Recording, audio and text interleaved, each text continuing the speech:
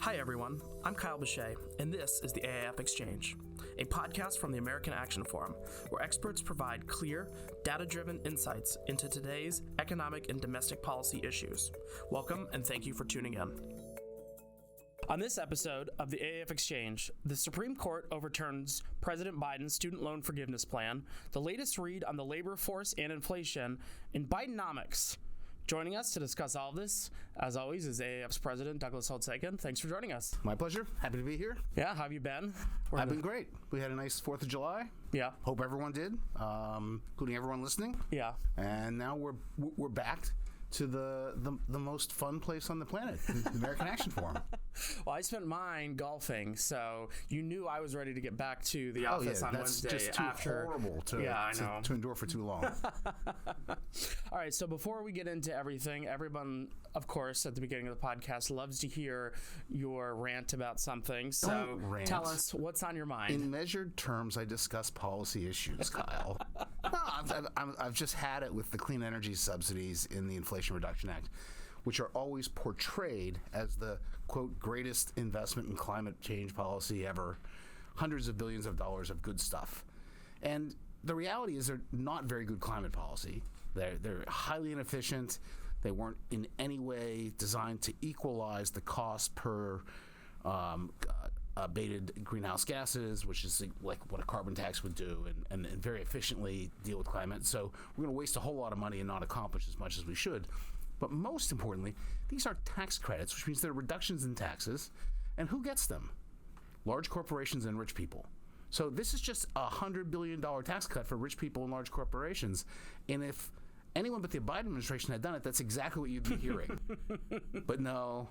This is apple pie and motherhood and puppies, kittens, and sunshine into climate change. Yeah, it really does seem like, that's and it also, didn't we go through this once before? Haven't we done this whole solar investment before with most of these? We've had solar and wind production and investment tax credits for a long time. Yeah, and indeed, not long ago, we had reached an agreement with the various entities in the renewable space to phase them out. Yeah. And as a matter of tax policy, get rid of this unnecessary subsidy to them.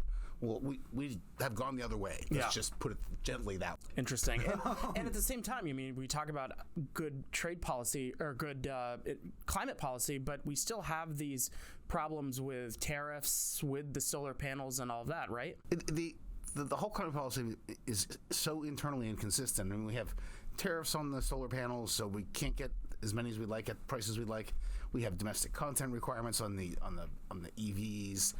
We've got labor standards that raise the cost of all the installations. It doesn't make any sense. And the Chamber of Commerce just put out a nice piece that looked at what we know from the rulemaking on the electricity production sector and what they're expecting in the way of usage of EVs, and they don't line up at all. Like, there's not going to be enough electricity to hit their EV targets. So other than that, it's great. Just as you said, American Pie and all the wonderful things. This is as good as any kindergarten class could make it. Well, let's move on to a topic that I know. And that wasn't a rant. That was just a measured comment on policy.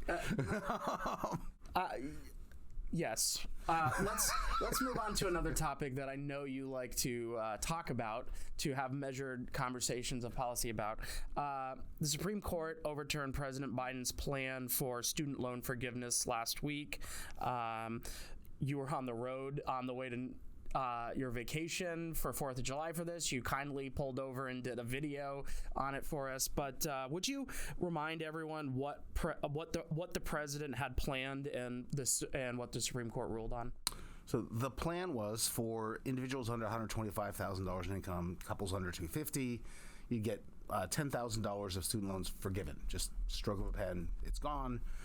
If you were also a Pell Grant recipient, it would be double, $20,000. And so this is, with the stroke of a pen, executive forgiveness of in the neighborhood of $400 billion worth of student loans over the next 10 years. That's the kind of thing that, is bigger than the CHIPS Act, for example. And so you might think Congress would have a say in that. So a couple things happened legally. Number one, Some states sued because this would impair their higher education finance authorities, and the Supreme Court ruled they had standing to sue. That was a concern for a lot of people, that they would just say, look, there's no one here who's damaged by this, so there's no standing. They said, yes, there's standing. And at that point, they really said two things. Emphatically, they said the president, it's really the Secretary of Education via the executive order, the Secretary of Education does not have the legal authority to forgive these loans. They used the HEROES Act, passed in 2003, which was a higher education bill for folks who had served in Iran or Iraq and Afghanistan, and it was quite explicit about like the nature of the loans. The Higher Education Act is quite explicit about the nature of the loans. So Congress had said a lot of things about what the loans could look like, and it had never said you can forgive them, you can modify them, do things. So they just said, look, there's no authority there. You can't do this. Forget it. That was number one. Number two wasn't the major grounds for overturning, but much mention was made of this notion of a major questions doctrine, which if it's something is this large, the Congress should really weigh in on it. And so it buttressed that, which was an important argument earlier in the year. So, it's gone. Mm-hmm. The president was quite defiant in the aftermath of the decision that he would not stop. And indeed, they announced today that there's going to be a public hearing on the successor approach to student loan forgiveness. So they're right back at it. Yeah. So you mentioned the administration, and they're already started moving forward those plans on, for an alternative plan for student loans. What's going on there? Do we have details on that yet, or are we just starting the ball on this? There are no details. And just as a matter of, the way I think about things, if there was an easy route, they would have taken that. I think what we saw was the easiest route to forgiveness, and it failed. Yeah. So whatever they've got in mind has got to be even dicier. Yeah. Legally, especially. Interesting. Well, you've mentioned that Congress should weigh in on this. So now that the program has been stopped, the ball is back in Congress's court, if you will. What happens next? So I think Congress should weigh in on this. The administration's clearly trying to do something, and Congress should say, stop it, don't do that. Then Speaker Pelosi said quite clearly at the beginning of the Biden administration, he can't do that. Congress has to do that. Mm-hmm. And so this student loan program is a mess. Between the pandemic and the payment pauses, and now these forgiveness and the variety of income-driven repayment plans that are out there, it's lost all coherence. So Congress should just, fix it. There is a bill called the FAIR Act, which House Republicans have drafted, and which I think has a chance of garnering enough bipartisan support to get through the House and Senate. It would leave in place the existing student loan program. So it's not like, let's throw it out and go back to what we had before this direct loan program was invented. So it would just rationalize the direct loan program to have one repayment plan that's the standard one, and then an alternative income-driven for those who are having difficulty with their payments. So clean it up, get past the forgiveness, and move on. Interesting. That seems to me a sensible way to go. Yeah, and before we move on to the economy, I just want to make mention for our listeners that Tom Lee has a great write-up on AAF's website right now about everything that's happened over the last 2 years with the student loan forgiveness. Yes. Everything efforts. I know about the student loan forgiveness efforts I've stolen from Tom Lee, so you should just go read his stuff. Fair enough. So let's move on to the economy. On Friday, BLS will release the June employment report. Yep. Many, including yourself, will be watching for signs of cooling in response to the Fed's inflation fighting efforts. So let me ask you, do you see the signs of cooling in the labor market? I think the answer is yes, but they're not dramatic. Certainly, most people, when they look for tightness in the labor market, they go straight to the unemployment rate. It's at historic lows across lots of types of workers. So that doesn't look like, and it's stayed that way. So that hasn't happened. If you look underneath the unemployment rate, you're going to have both the supply and demand for labor. The supply hasn't moved much. We're still not back to pre-pandemic levels of labor force participation, especially among men. And so there's no slack coming from that side. So if you're going to get slack and cooling, it's going to have to come from the demand for labor. And my preferred way to look at that is to take the monthly employment report and look at what's called the index of aggregate payrolls, which tells you a combination of how many people are working, how many hours they're working, and what you're paying them per hour. And if you're willing to hire somebody and you need them for a lot of hours and you're willing to pay them a lot per hour, that's a lot of demand for labor. So I look at the growth of that. That's a crude proxy for labor demand. That peaked at, well into double digits, 15% coming out of the pandemic.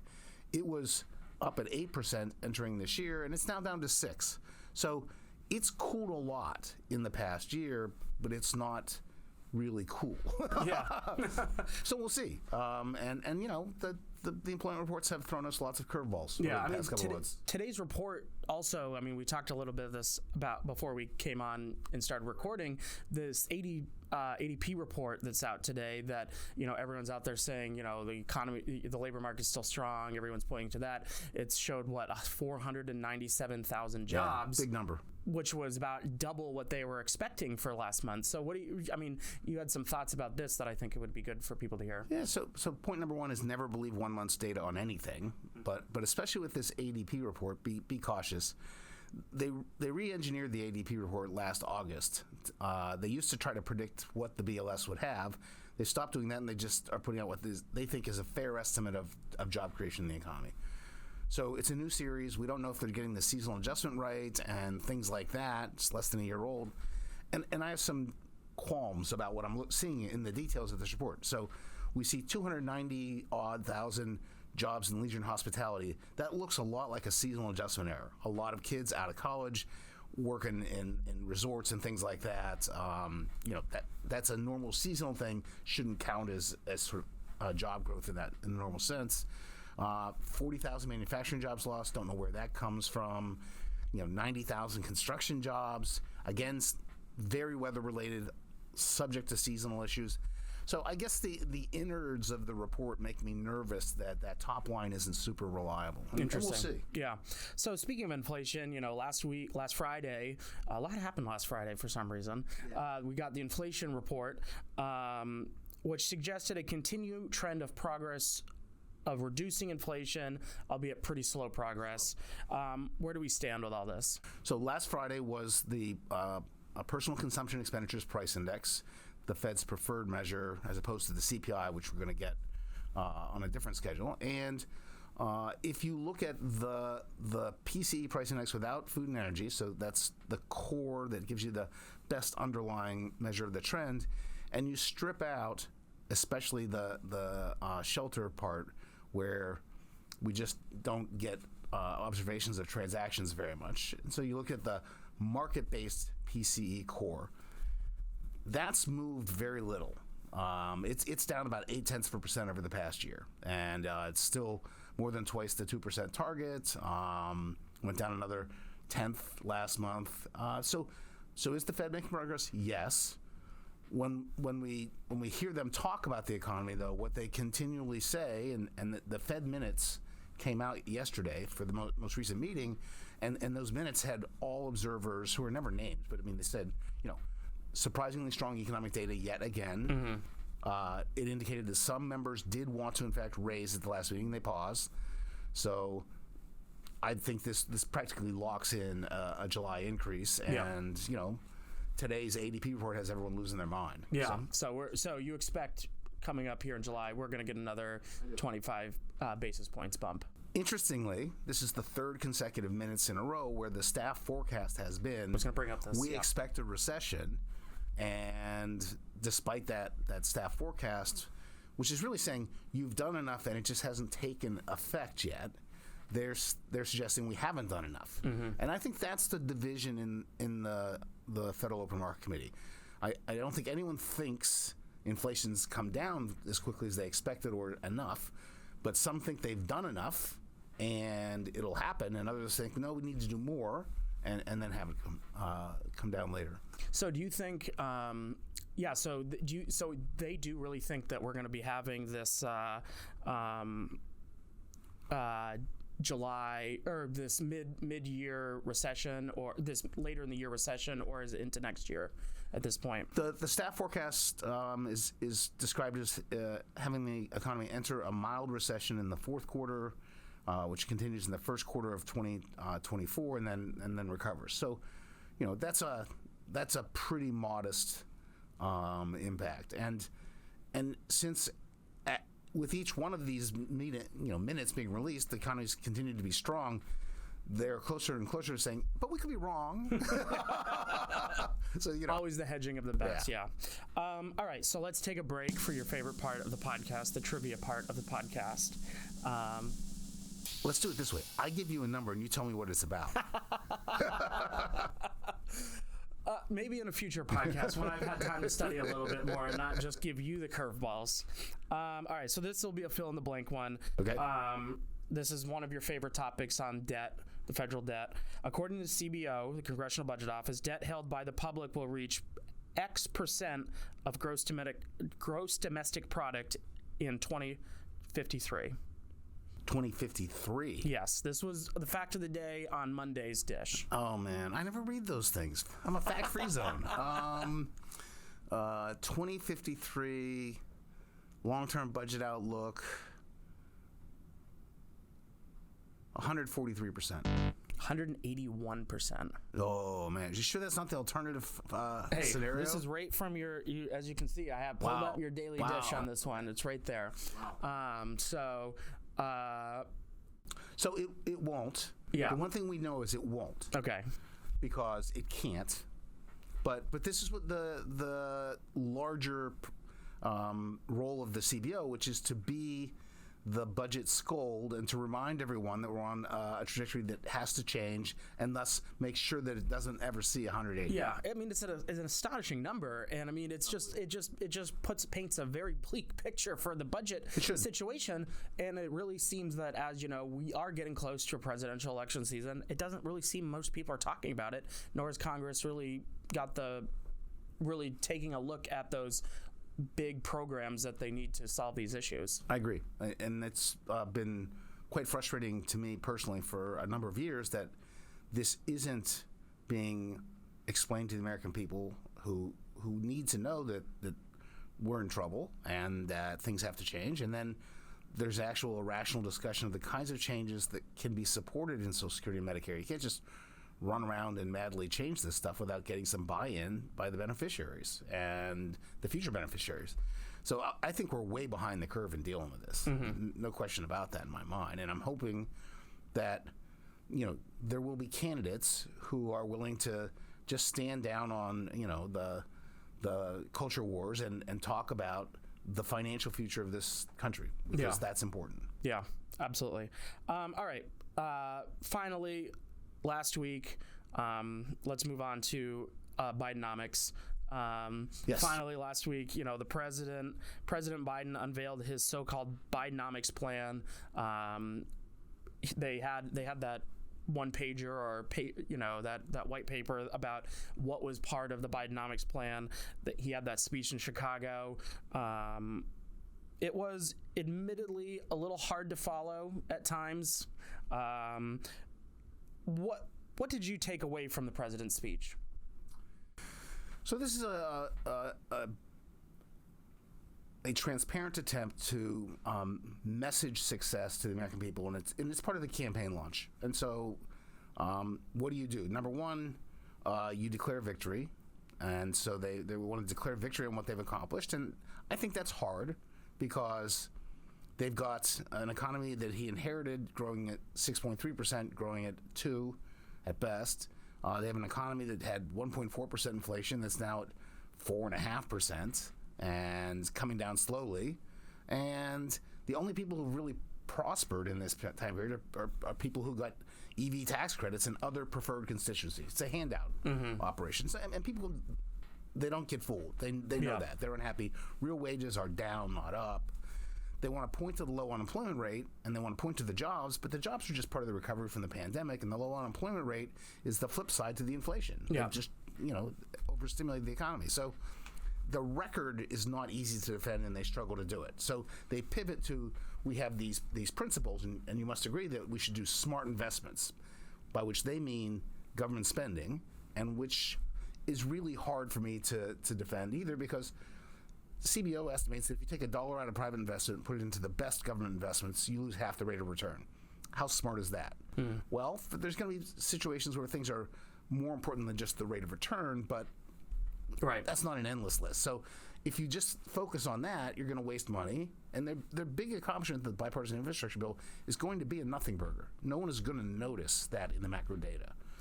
So that's one. Second thing they're going to do is they're going to empower employees and support them. That's just, we're the most pro-union administration in history. And that's problematic. If you're in a right-to-work state where job growth has been much higher than in the other states and they take away that right to work, how happy are you going to be? Yeah. So I think that's some issues there. And then finally, they want to, quote, promote competition.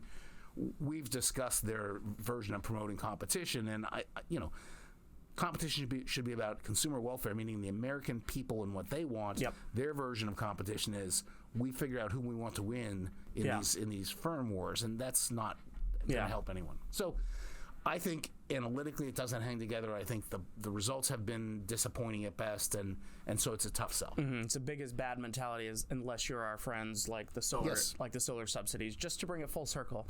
Yes.